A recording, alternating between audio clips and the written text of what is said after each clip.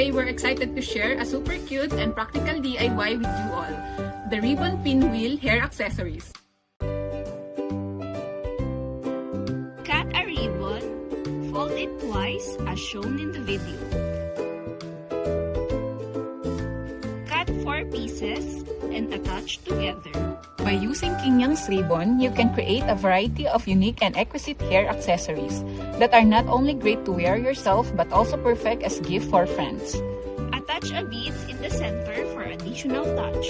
Isn't it cute, guys? We hope you enjoy watching our tutorial. See you next time. Bye!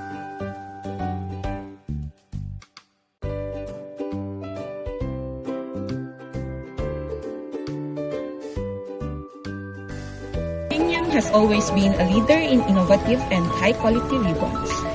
And this season, we're bringing a delightful assortment that will add a fresh, vibrant touch to all your creative projects.